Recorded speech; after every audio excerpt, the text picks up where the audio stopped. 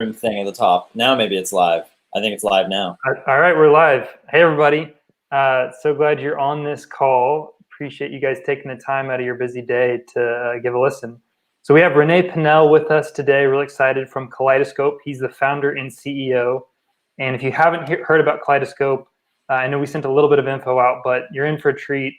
Rene is working on some really innovative ways to help content creators like yourselves get funding for your projects and connect with other like-minded content creators and with investors and industry experts. So we're really excited.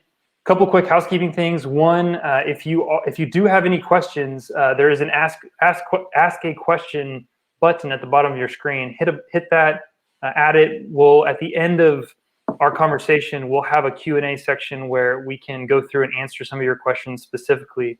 But I want to dive right in. I've got some questions for Rene. And let's just start with the obvious one, which is, Rene, tell us a little bit about how Kaleidoscope started, if you want to share any of your background, and then give us some information on like what is Kaleidoscope for those of us that maybe aren't aware. Yeah, absolutely. Thank you, first of all, for having me, Will, and the Springboard team. Very excited to be on this webcast and to have a conversation with you, because I always like talking to you, Will. So Kaleidoscope is a company dedicated to helping artists raise money for big, ambitious projects. And we've done this in a number of ways over the years, primarily through marketplace events that we host, where we curate work that speaks to us, that we think is artistically innovative and commercially viable. And we create a space at these events for those artists to present their work to industry leaders, potential investors, and cultural institutions that are in a position to fund or otherwise support these new projects. Over the last year, we've been building an online platform that helps replicate a lot of what has been working at our events, but in an online context. And basically what that looks like today is a private network where both artists as well as industry leaders and investors have to apply to join.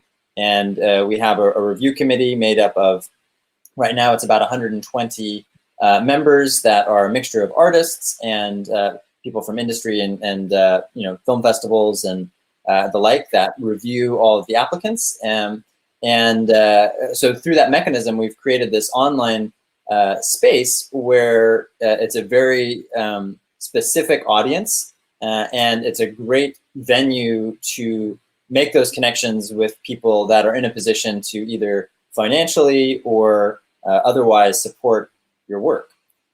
The next phase of our product is going to be to allow money and transactions to happen on platform, where people can actually invest in projects, where they can close distribution deals and licensing deals and things like that on platform. Those are much more complex interactions to model with software. So that's it's going to be an ongoing process rolling those features out. But that's essentially what Kaleidoscope does today. We can dive into more detail about that in the rest of this conversation. That's great, and that's a really good starting place. Maybe take me back a little bit. I want to hear a little bit about your background and maybe where you first became aware that there was a problem with creatives getting funded. I mean, we all know it's difficult to get creative work funded, but where did that intersect your story, and why did you decide, I'm going to try to do something about this? So, I mean, to go way back, I come from a long line of struggling artists. So it's sort of in my DNA to understand how difficult it is to be an artist, especially somebody that's trying to do something innovative and outside the mainstream. It's very, very challenging. So when I was a filmmaker for 10 years, and then I got into tech startups as a designer. So when I saw VR come out in 2012, 2013 as this new artistic medium, I thought, well, this is an interesting opportunity to try to support artists adopting this new technology, this new expressive medium. And because it's a new industry, perhaps we can think of new ways to fund work and new models for financing projects that can be more equitable to artists and put artists in the driver's seat and give them more control. And that was basically my thesis and my motivation, my excitement for getting into the industry was because in the film industry, I was completely turned off by the industry side. It's a very old industry. It's very entrenched. It's super not transparent.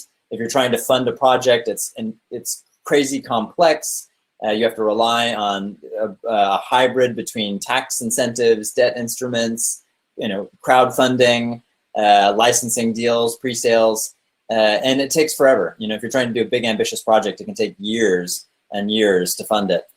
So again, I thought with VR, this is a new industry, and because it's new, it's open to new ways of doing business. So it was a really unique opportunity to try to build something new and a different way of doing business. And so far we've been pretty successful with helping artists. Not nearly as successful as we want to be, and as successful as we think we can be. We think we can help, an order of magnitude more artists raise funding than we're doing today.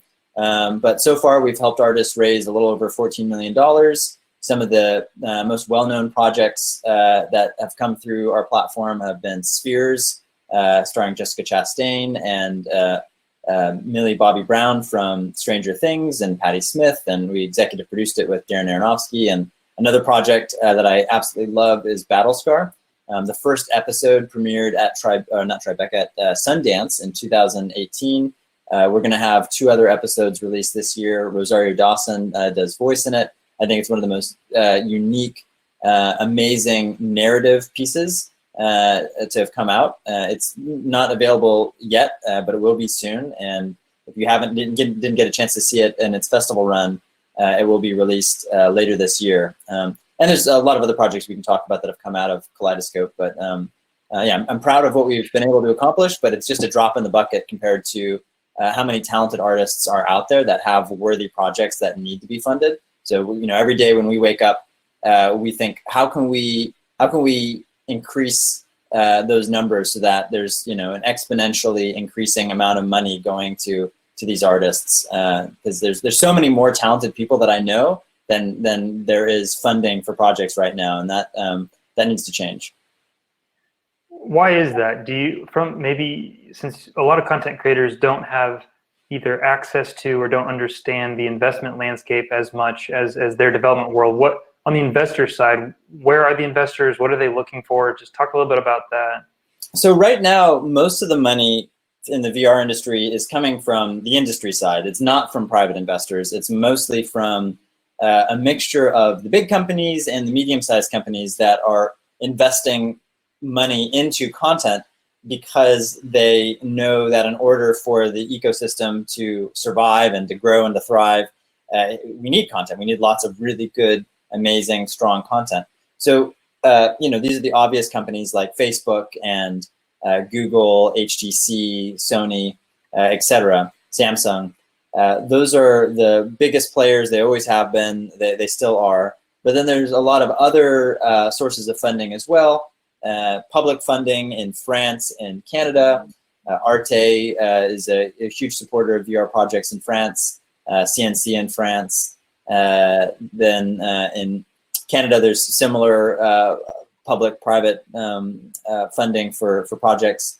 And then there's sort of more unusual places to get money that is always shifting. And that's one of the hardest things about this, is that the landscape is constantly changing. So as an artist that's trying to fund a project, it is more than a full-time job just keeping track of who is currently funding what. Like right now, Magic Leap has sort of, over the last year or less, turned on the funding spigot for independent projects, and that's been a huge boost. Riot was funding a lot of content last year, but it's always changing. So like just keeping tabs on who is putting money into what projects is incredibly hard. And that's really the problem that Kaleidoscope is solving today, is getting insight into that. When you go to a conference or a festival and you're able to talk to fellow creators, you're able to talk to decision makers at these companies, that's when you start to piece together, okay, who's really putting money into projects right now? But that's exhausting and time consuming and expensive to go to all of these festivals and conferences and to have all those conversations and to build up your network to get to the place where you can even have those conversations in the first place. So what Kaleidoscope's online platform is doing is bringing those people together on an ongoing basis and making it much easier to have those conversations and to get that insight, because you can reach out at any point.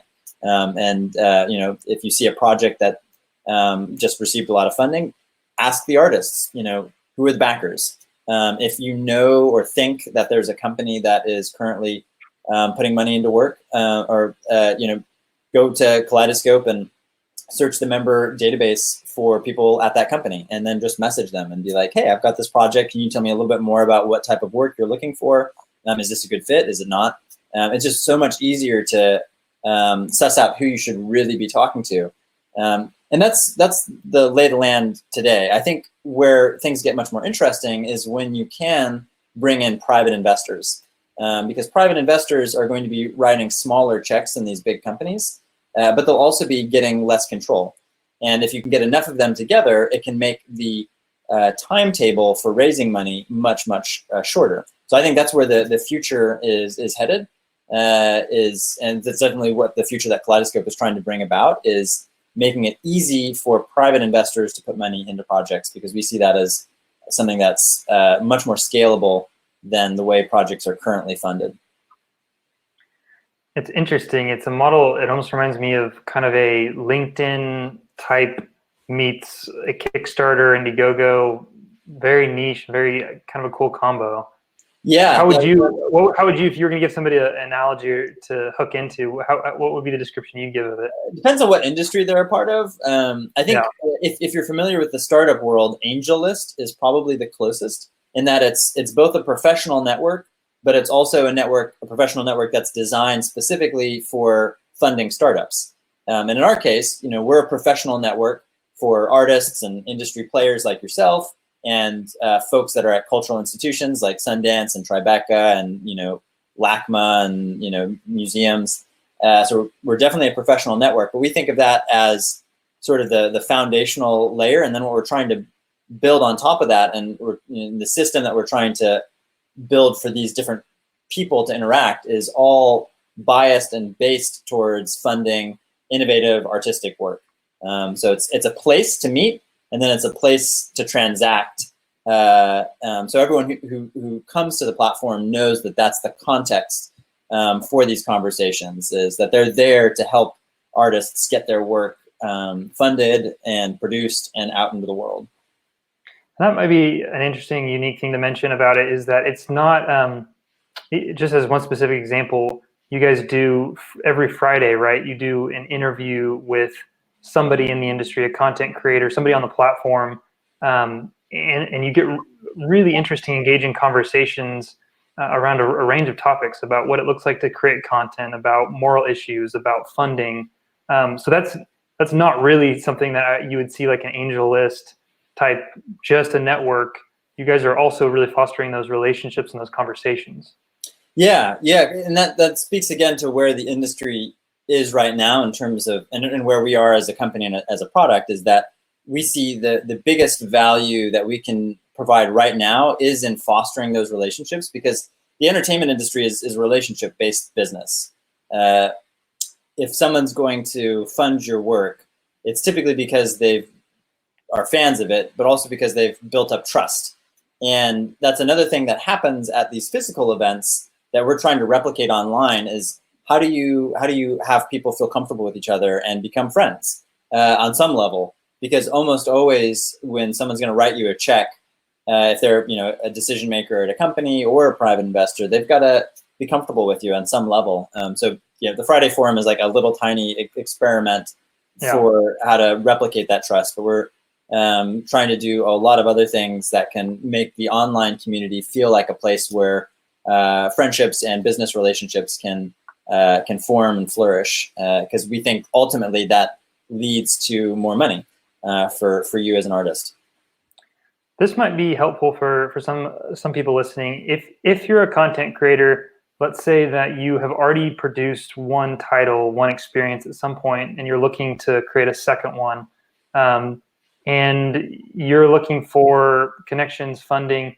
Let's just hypothetically, you sign up for Kaleidoscope. Talk us through maybe, and this could be 3 months from now, 6 months from now, when the platform is kind of fleshed out. What does that look like? You know, you go to log in, and what are you going to see? What are you going to be able to do? I feel like for some people it's a little bit the concept still maybe is difficult, but it can help to just my screen. There we go. Yeah. I'll verbally talk about it whilst I see if I can find some stuff to actually make it more concrete. So when someone logs in here, I'll make it super simple. I'll show you what the platform is like today, and then I'll show you what it's going to be like in a couple of months, and then I'll talk to you about what it's going to be like in 6 to 12 months.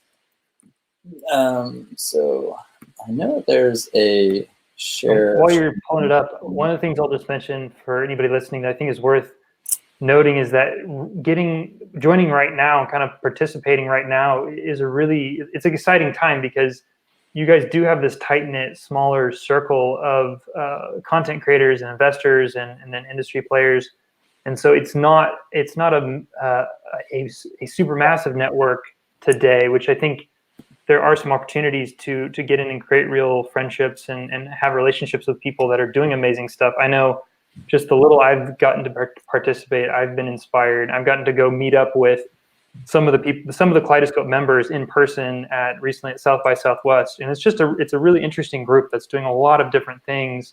So now is a great time to kind of become a part of this. Thank you for saying that, Will. I like that you enjoy being a part of the community. That means a lot to me. I like having you be a part of it. And the size is something that is important. Like we are consciously trying to keep this small and highly curated.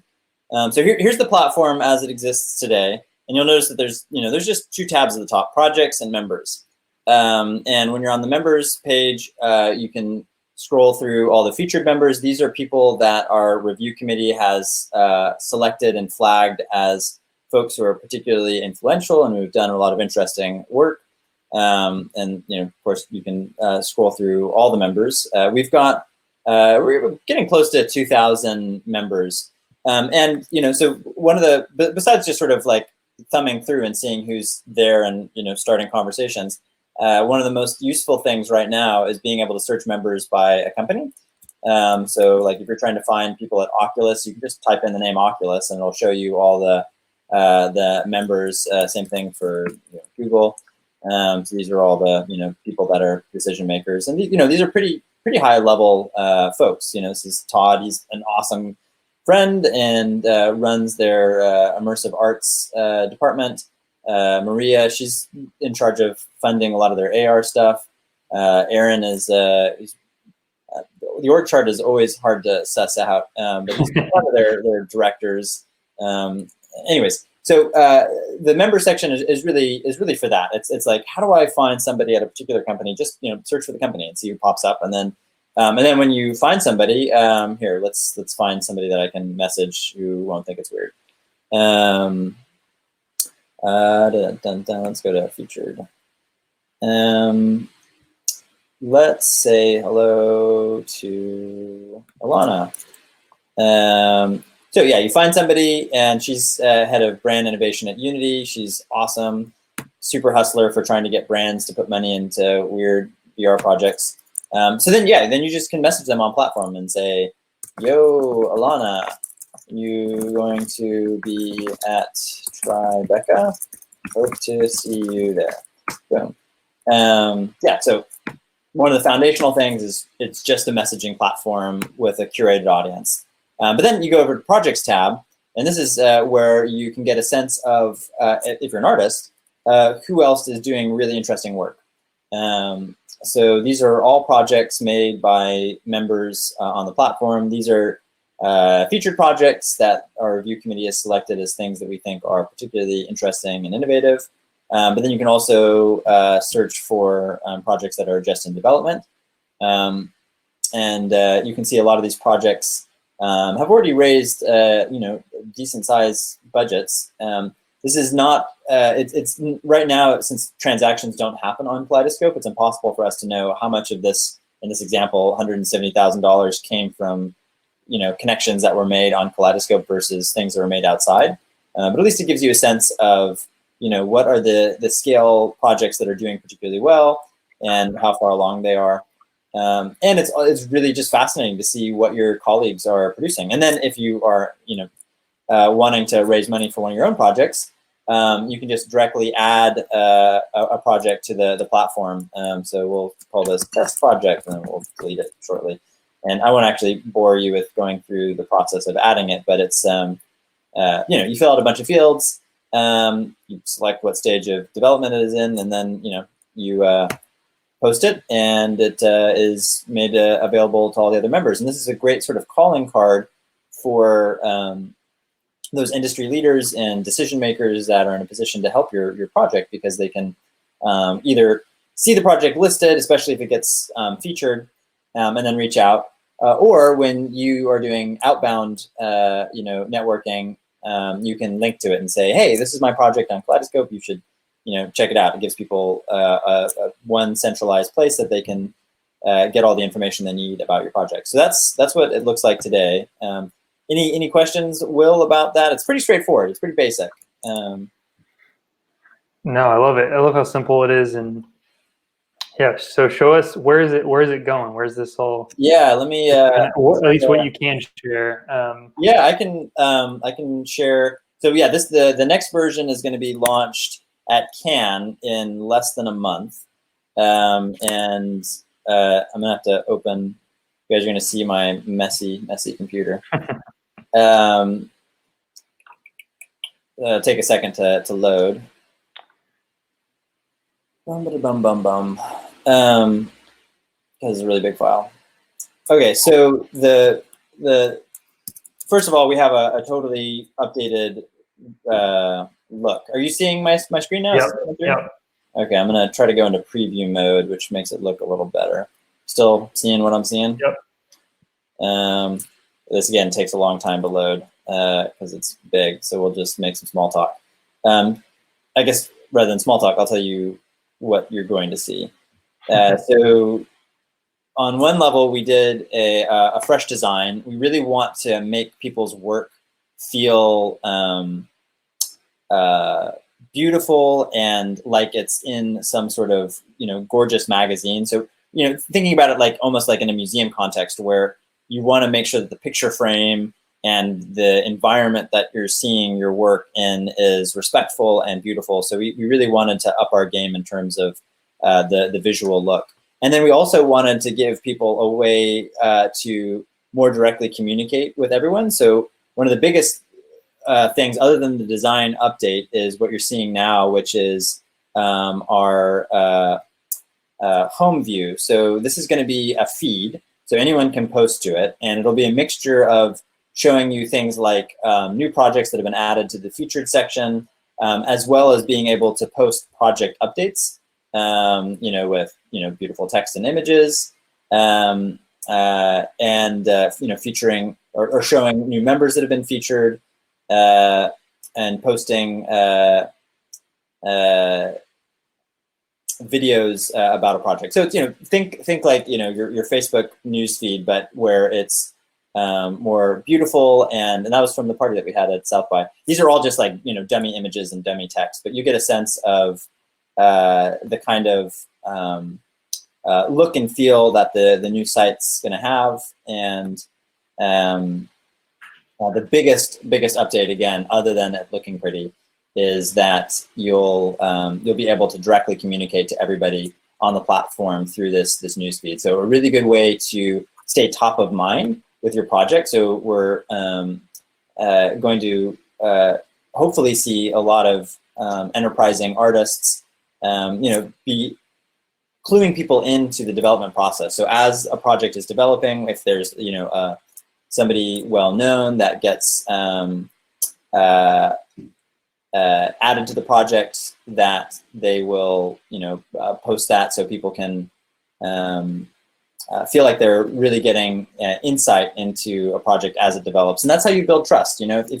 Most people want to keep tabs on an artist, for a while and see how their project develops before they actually commit to putting money into it. So this is the new project layout. Much slicker. And then we're doing just a lot of really basic social features where you can have members love a project, and that will notify the artist who indicated interest, and that can be a good basis for the start of a conversation. What else can I show you? Yeah, and it's again, it's mostly it's that home feed that we're really excited about. Any questions, Will? Yeah, I was going to say, we've got a few questions starting to roll in. I imagine we'll get more too. One question that popped up was, who is the kind of target audience? Is this mostly for VR film, kind of cinema genre content creators, or do you see this being a place where, game designers can participate, more entertainment genre? What's the, yeah. So that's one of the reasons I wanted to talk to your audience, because I believe, I have a hunch, or maybe you told me, that it's more game focused, and that's definitely an area we want to expand in. So we love gaming at Kaleidoscope. We think a lot of the most innovative work happening in the VR space is happening in gaming. I would say that the majority of the artists on our platform right now are more coming from the either film industry or the creative coding industry or the fine art industry. And that's mostly a byproduct of, I guess, my personality. Like I was a filmmaker for a while, and I think that just was, the spot that felt most comfortable for me to start building the community out from, because it, could leverage my existing contacts and et cetera, et cetera. But it's by no means a thing that we want to actively correct that problem. In terms of sheer numbers, the gaming stuff has been way more economically viable and successful. And I think in some ways too, it's for VR, it's kind of a distinction that's becoming less relevant, where narrative titles, classic cinema titles have more interactivity and more user agency, to where they're almost mini video games. And so I think there is sort of a blurring of that distinction. I agree. And it's one of the great things about our industry too, is that it forces people to be more multidisciplinary than they're used to. Almost every project we've worked on pulls in video game people, because almost everything we've done has been some form of real-time interactive stuff, and you're going to be you need those skills and that those mental models for how to create an experience. It looks like Aaron is having a trouble joining on the reason to join page. We have a character limit. I think you have to. I think it's 250. We want people to actually write a reason. I think that's probably what's going on. Let me know if that's not the issue, or if it doesn't get solved. Another question, which is, what would be the primary advantages for a smaller studio, say 1 to 3 VR devs, joining the platform?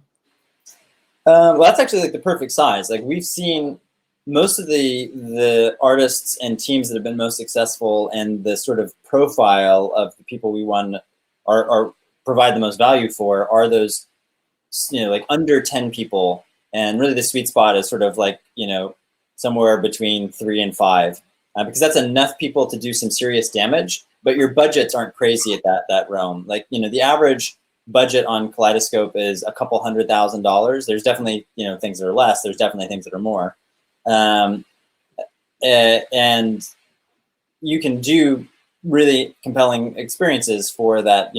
We'll call it $500,000 range if you have a small team of folks. So definitely, that's, I think, the best size. If you're really big, if you're above 10 people, then you're probably going to have somebody on your team that's full-time networking and has their own massive Rolodex. In which case, we can still be of some value, but it's less, I think, than those small teams that really need to stay focused on creating work and try to minimize the amount of time it takes to network and hustle and find that perfect person to talk to at that company. Perfect. Yeah, so definitely not for just for the majors. It's like it's for everybody, and maybe even you're saying more so in some ways for those smaller teams. And for those smaller teams, I guess it's also they're able to be more flexible and do more with a smaller chunk of funding compared to a big team that, so that makes sense. Yeah. What is there anything right now when you look at the landscape of what's going on in VR that is exciting to you in terms of whether it's game or narrative or hardware? Yeah, what are you excited about right now? Well, I'm excited about the Oculus Quest coming out, like probably most people are. I'm really hopeful that that does well. We'll see if it does. It's anybody's guess. But outside of that, from a hardware perspective, I am really excited about LBE, which is why I'm most excited to talk to you, other than the fact that you're an interesting guy to talk to. I think LBE, I don't think it's going to be a silver bullet by any means, but I think that's part of the solution. People maybe talk a little bit more about LBE. I think that's, obviously relevant for this audience on the call right now. But what do you see in the mix, even with Kaleidoscope, as far as you've got content creators that are looking to make amazing new experiences, and then they want to figure out ways to distribute those and get a return on whatever investment has been made on those projects. How do you see LBE playing into that on your platform? I don't know. Or maybe not specifically to your platform, but for your narrative content creators, or for whether it's game or narrative, where does LBE fit in your mind? I think it's something that every artist. We're still in like an experimental phase right now. With the whole industry is a big experiment. Yeah. And talking to you and talking to the Survios guys, it's still very much a hit-driven thing. Like if you're not going to be one of the top 10 experiences, it's hard to make serious bank. Mm-hmm. But if you are in that top 10, there's real money to be made right now, and that's only going to increase in terms of both like what the top tier projects can make in the space, as well as the number of overall projects that can make enough money to be commercially viable. So again, I like everybody that I talk to right now is, if at all possible, you should be thinking about having an LBE version of your project, because it might be one of those ones that break out and get into that top 10, in which case you can make real money.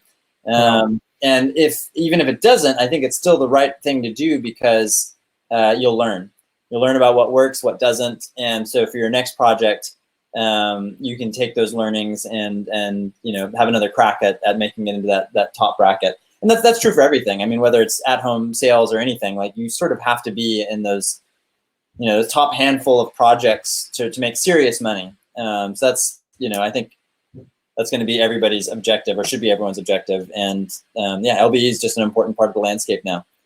Yeah, I would say that's kind of standard platform economics, similar to, I think we probably 80% of titles on Springboard are making some kind of monthly revenue. But yeah, it's definitely that top 20%, probably more like top 20 or top 30 that are making more, a bigger chunk of the pie. But that, that top 20 is regularly shuffling as people are trying new content and as new titles come out. But it is something I always share with content creators, is that LBE for most people is not going to be a single source of income that's going to support your whole team, but it can be a nice supplementary income stream that is relatively stable compared to sometimes on Steam, you launch a new title, you have a month window or a week window of a bunch of sales, and then just drops off to nothing. So having LBE as sort of a supplementary piece that's relatively stable while you're working on, some of those. So yeah, especially if you have titles that can easily be modified, sometimes it doesn't take a lot to have an LBE version. And I think right now our top 20 titles for the most part are almost all either completely arcade specific builds or in some way have been optimized for LBE. Yeah, and I think it's people are probably going to have much better results if they not only think about making like a mod, but actually think about it from the ground up, like making it specific for an arcade. I mean, I think that's actually good for at home too, because if you look at session times for at home, it's not that long. That's true. Session times are like 10, 20 minutes. The Oculus Quest's own battery isn't going to last that long for like high intensive games. So like session time would like automatically be limited to like 30 minutes, maybe 45. So you're not going to do your 4-hour Red Dead Redemption epic sessions So I think like getting somebody into an experience really fast, having high intensity gameplay for a relatively short period of time is going to serve you well in LBE and at home. So I think that process again of like, how do I make this work in that context where I don't get the benefit of tutorials really, or I shouldn't, where people can understand it like, immediately in terms of the mechanics and everything. Yeah, I think it's just good overall advice for where the industry is at right now, where people are, they're putting on their headsets for, kind of special occasions. And I think we'll get to longer, deeper, richer gameplay down the road, but right now I think it's more about short, high intensity, like Beat Saber. Just go do it like Beat Saber. That's everybody's advice. Is just like Beat Saber. Just be like Beat Saber. We've got one or two more questions, and we've got for the sake of everybody's time, we can wrap here pretty quick. But I had a question, and then JJ had a question. He said, "Is the platform geared more towards investors finding projects by browsing the platform, or for creators reaching out to investors on the platform to pitch their own projects, or a mix of both?" How would you kind of weigh that? It's a mix of both. I mean, like the way I think about Kaleidoscope is we help artists raise money for new projects by connecting them with investors, industry leaders, cultural institutions, and so the real key there is connecting, and that connection can happen from either end. And what we want to do over time is to make that connection stronger and less friction, and more value for both parties. So yeah, it has to come from both sides. And we definitely have, and it really depends on who the person is, like the investor or industry decision maker person. Like sometimes they'll be in a mode where they're like, they have a particular initiative, they need to find a specific type of project, and in which case they'll be much more engaged and inclined to lean in and do outreach. And a lot of other times they won't have a particular initiative that they're focused on, in which case they won't be doing a lot of outreach. So from the artist perspective, I think you should always be proactive and always using the platform to, actively seek out the type of people that you think might be interested, and then at least get that insight. Like, okay, they're not interested in funding this type of stuff right now, but they are interested in this other thing. And, maybe you've got a project that kind of fits like that. I mean, most artists are developing multiple things anyways. So that outreach is always a benefit because you get some insight into what they are writing checks for, or if they're not writing checks at all, because again, like it's so fucking fluid. Like, some company will be, they'll drop a bunch of money one quarter or 1 year, and the next year they won't put any money in. So, you don't want to waste your time with them. So like, figuring that out, super, super valuable. I've got kind of a two-part question, and if anybody else has a question, now's the time to ask. But maybe to kind of wrap it a little bit, first part of the question is, with what you described about the funding landscape changing and different companies over different periods of time having opportunities, where do you see us today in terms of, I know home VR has slowed down a little bit. People are excited about LBE. There's been a little bit of a initial wave of enthusiasm that's kind of tapered off. How difficult is it right now for a content creator, regardless of what the project is, to get funded? And then I guess the second part of the question is, with maybe the change in the excitement level on the investor side, what types of projects, is there a genre or a type of project that you're seeing is easier to get funded, if that makes sense? Yeah, great. Yeah, super cool question. Yeah. So I think it's emotionally, it feels harder than ever to raise money for projects. I think in absolute terms, that's not the case. I think that there's more more funding today than there was in 2015, for instance, which was sort of like the beginning of that first wave of enthusiasm. But it's still really hard in absolute terms. Like it's, it was hard back, when the industry got started. It's hard now. But there is still a lot of companies that are deeply invested in this industry that are still putting money into projects.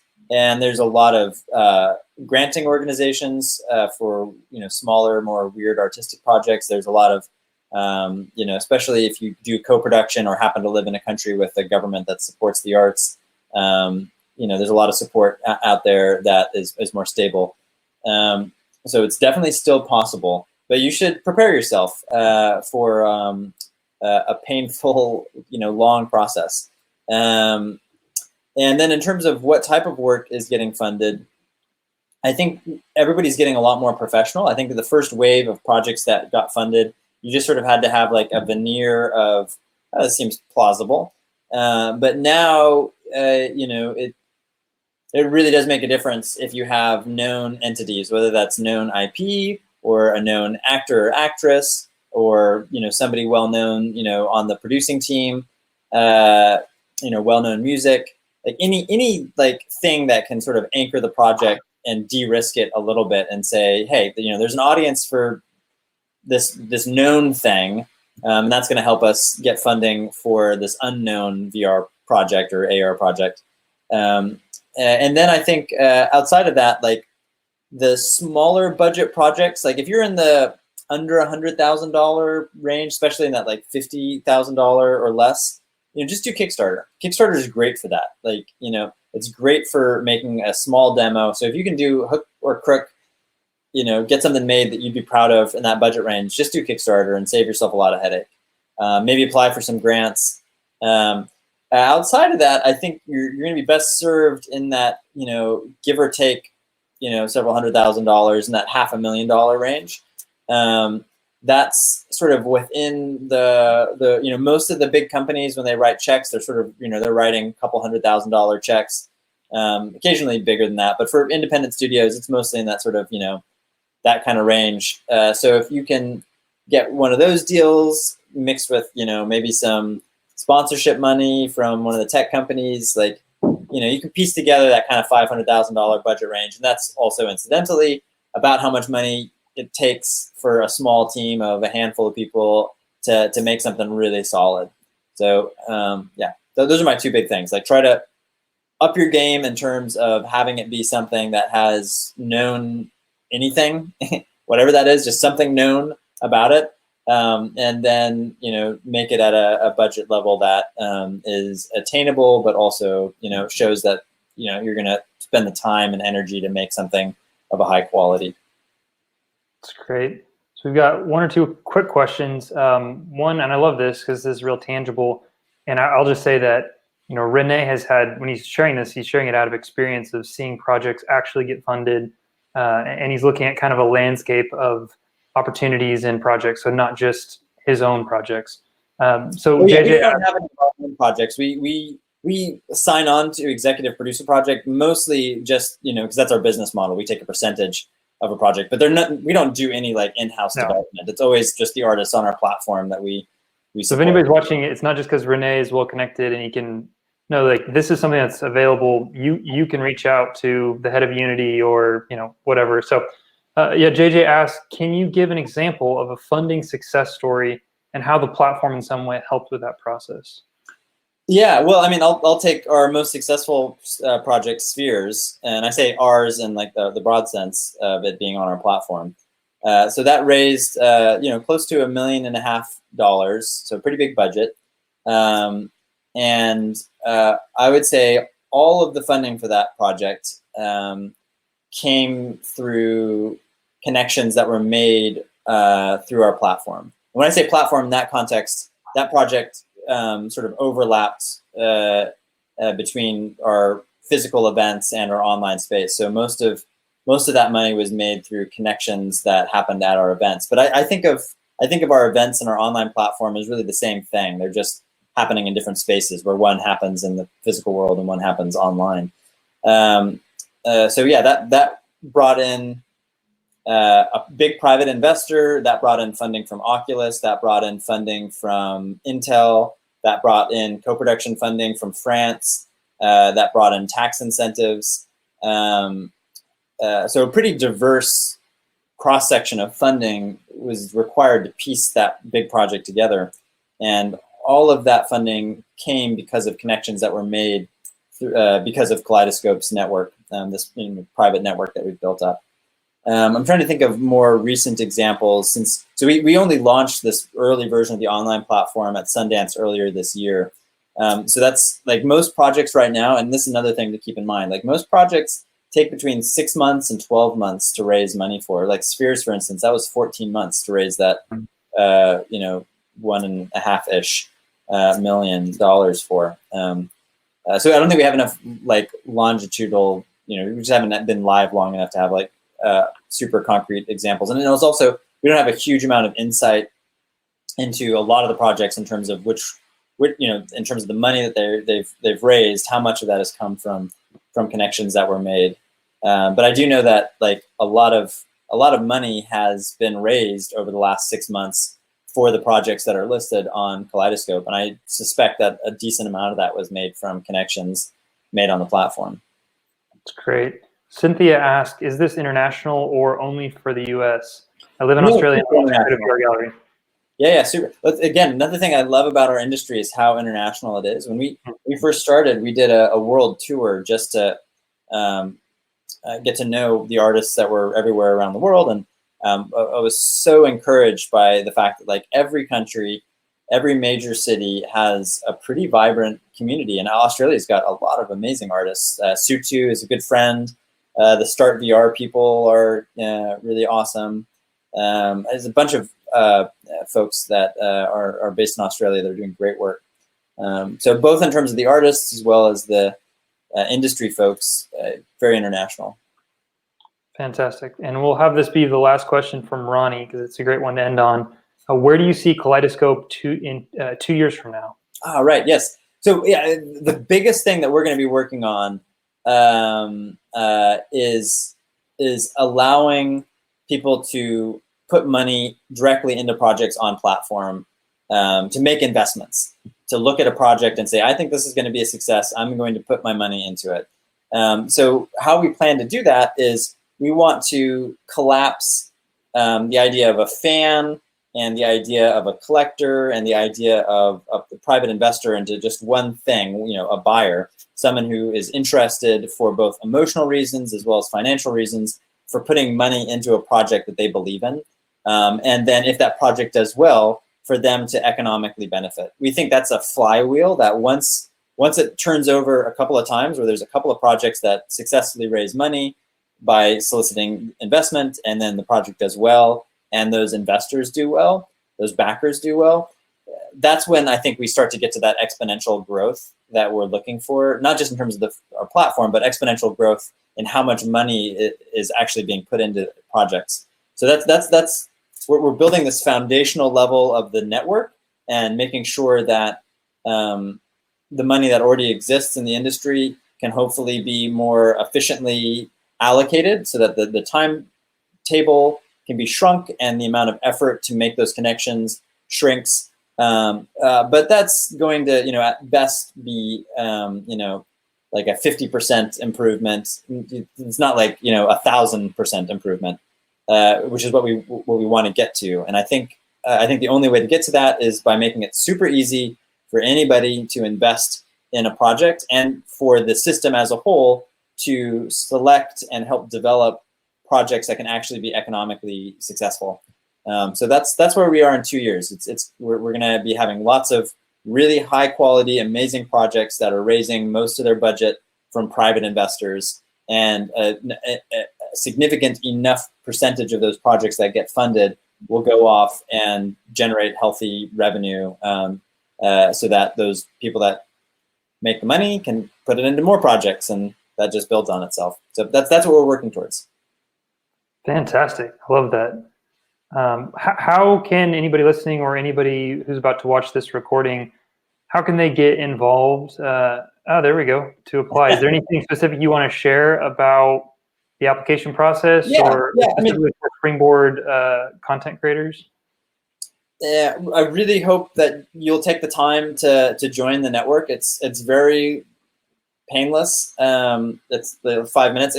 Apparently, Ronnie was having some trouble on the final screen of the application. I'm not sure what was going on. I just checked it and it was working for me. But if you do have a problem, we'll put my email address there. Reach out to me, and I'll try to troubleshoot it with you. But yeah, the only thing to keep in mind when applying is just make sure you have a good photo of yourself. Like a lot of people will upload like a photo of their dog or like their company logo or an avatar. We require everybody to have a high resolution photo of themselves. And that's because, again, we're trying to create this space where relationships can form. And we think being able to see a nice picture of each other is key to that. And the other thing is make your bio complete. Some people will do weird things where they'll just be like, I make stuff, and we have a character limit or like minimum, and then they'll put like a bunch of like periods afterwards just to fill up the character limit. Just as long as you have like a decent bio, a good photo of yourself, and in the bio it's clear that you've done interesting work in the space, then like 99.9% of those applications go through. We're really just screening for, does this person has this person done interesting stuff in the industry, and was their application filled out professionally? Because we take a lot of pride in making sure that like all the members as well as the projects look and read really well. So yeah, takes 5 minutes. You've got nothing to lose. Yeah, that's so curious that there's an issue with joining. We'll get to the bottom of that. Yeah, do email me if you're having trouble with it. Okay, yeah, well, if anybody's having trouble, email Renee or email somebody on the Springboard team, and we'll get you connected. But man, thank you, Renee, so much for sharing. It's really exciting. I feel like what you're doing is like a missing piece of this whole puzzle of how to make VR go. And without funding, nothing runs. So I know maybe it's not the sexy part of it. I think we feel that too as a platform sometimes. It's not always but it's so important. So thank you for the good work you're doing, and we're excited. We'll have to get you back on and report back in as you have progress. And so that sounds great, man. I can't wait to see you at Cannes in a couple weeks. Yeah. Yep. All right, buddy.